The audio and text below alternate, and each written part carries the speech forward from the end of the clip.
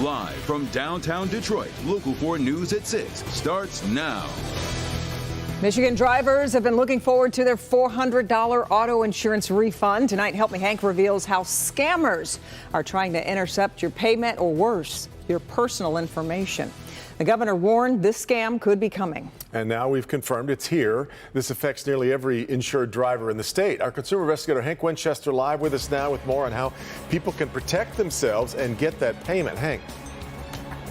And Devin, Kimberly, this affects so many people in the state. Basically, if you are a driver, if you're insured, you're eligible to get that payment. And like all things that are scam related, once there's a big number associated with it, a lot of people, well, the scammers move in. And tonight, I'm going to show you how they're trying to rip you off. Insured drivers in Michigan have been waiting for this news and now waiting for the money. We're talking about the $400 payment, and now high-tech thieves trying to make a move on you, trying to capture your personal information by sending you text messages and calling you. Understand, these calls are scams. So you have to be very careful anytime you receive something from someone, especially if, it feels just a little bit fishy. Probably is. These payments will likely be deposited electronically right into your own savings or checking account. If your insurance company doesn't have that information or you don't have an account, you need to contact them so a check can be issued to you. These scammers, though, are trying to do one thing: trick you, trying to get your personal information, making you believe that you need to take an action to get the money. That's not the case. Michiganders should note that no one should be calling you about this refund for your personal information. If you do get a call, do not give out your name, your social security number, your address, nothing. If you believe it's possibly from your insurance company, hang up the phone, call your agent, call your insurer. Some have already started receiving these payments, and that will continue through the month of March and April. These scammers, as you can imagine, they are smooth talkers, and unfortunately, we are being told they've been targeting seniors right now in this scam. The Attorney General, Dana Nessel, wants to hear from you. If you've received a text message or a phone call from these thieves and something does not seem right, contact the AG's office right away. We're live here in Detroit. Hank Winchester, Help Me Hank, Local 4. Sure thing. All right, Hank. Tonight, the search for a shooter after a man is killed at the Normandy Hotel in Detroit. This all happened shortly before 11:30 at the hotel on Woodward near Chicago Boulevard. Officials say the victim was a beloved maintenance man at the hotel. He was shot and killed by another man who remains on the run. Anybody with information is asked to call police or Crime Stoppers. That number is 1-800-SPEAK-UP.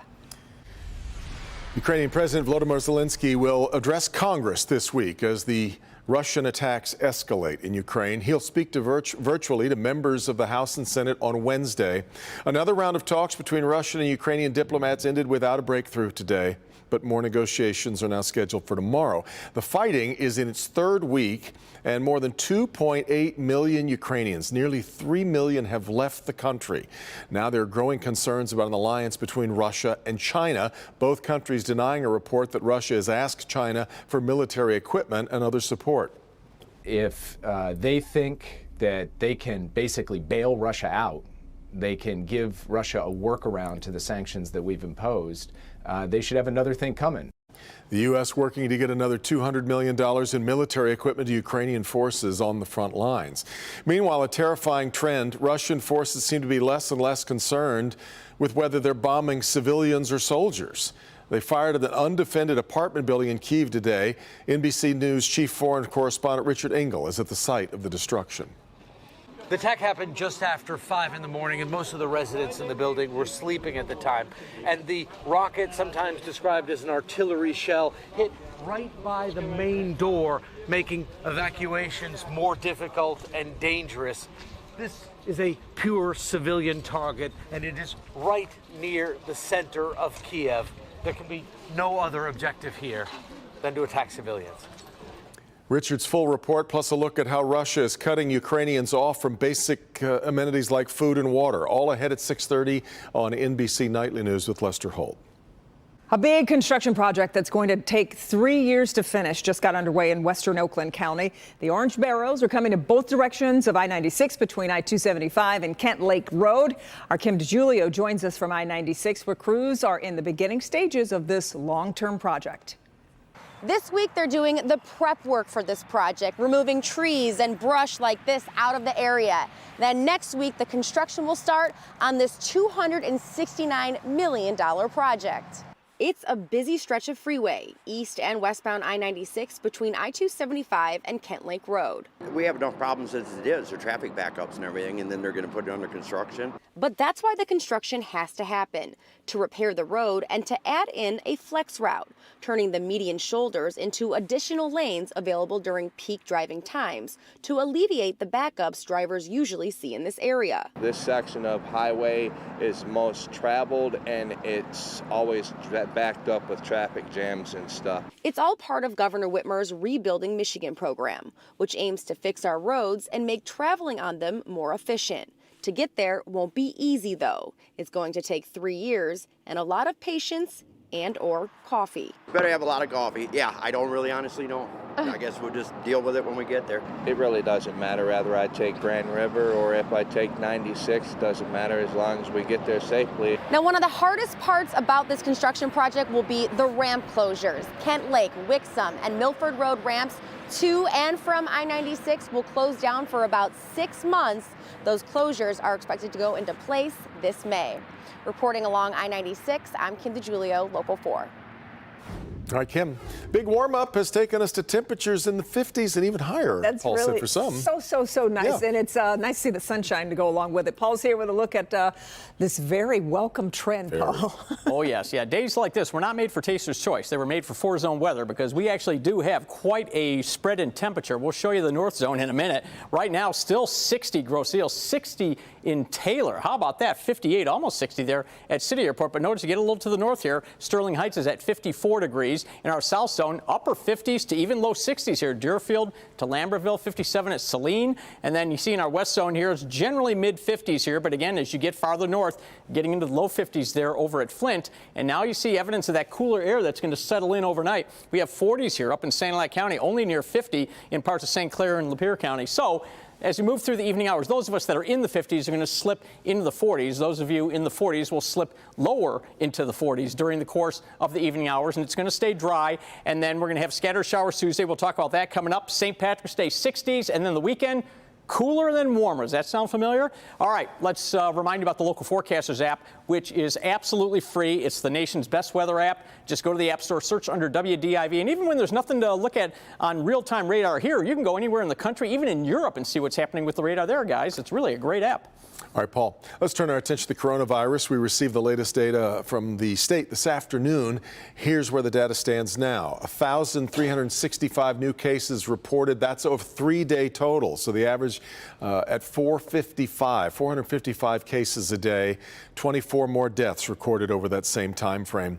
Meantime, according to a new analysis, the number of people who have died because of the COVID-19 pandemic could be roughly 3 times higher than the official figures suggest. That was a study published in the Lancet Medical Journal. It says that the true number of lives lost to the pandemic by December 31st, 2021 was more than 18 million. That is far more than the 5.9 million deaths that the study says have been reported to various official sources during that same period. Researchers say the difference is down to significant undercounts in official statistics, to delayed and incomplete reporting, and a lack of data in dozens of countries. Well, is the next big star of women's basketball right here in Detroit? Ruby Whitehorn, already named a McDonald's All-American, can now add the title of Miss Basketball to her accolades. Sean Lay is live with reaction from Ruby and some of the people who helped her win the state's biggest honor in prep hoops. Sean. Kimberly, great to see you. So much fun to talk about Ruby and all the great student athletes at Edison who are even better people, who are with a coach who now has 4 straight Miss Basketball Award winners. Take a look. The 2022 Mick McCabe Miss Basketball Award winner, Ruby Whitehorn from Detroit Edison. Ruby Whitehorn's shy smile simply shines more light on her incredible journey. Today, Whitehorn picked up the Basketball Coaches Association of Michigan's Miss Basketball Award.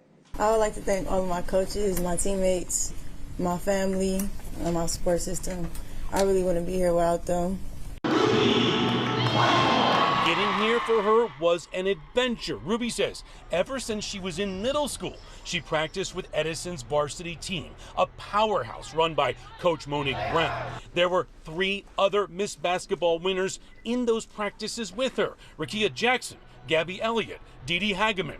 Whitehorn had to work hard and wait her turn. She is now Edison's 4th straight Miss Basketball winner, on top of being named a McDonald's All-American. It really didn't hit me until they handed me my jersey. At that moment, I really felt proud. She can dominate the game without scoring baskets. Edison, of course, has more up-and-coming players right behind Whitehorn. She hopes they've been watching her journey closely. Back here live. Okay, Edison, team game here, will continue its quest for a state title. It'll happen tomorrow night. And then when Ruby is done with her college career, Kimberly, I went to Dayton basketball school. She's not going to Dayton. You went to South Carolina. Not going to South Carolina. Devin's next to you. Went to Kansas. Not going to Kansas. We can see her down at Clemson. Way to go. Back to you. Clemson, oh, that's South Carolina's biggest rivalry. I know. Right. I know. It's going to be fun. Oh, what a great story, though. We wish her well, and she'll be one to watch for years to come. Sean, we appreciate it.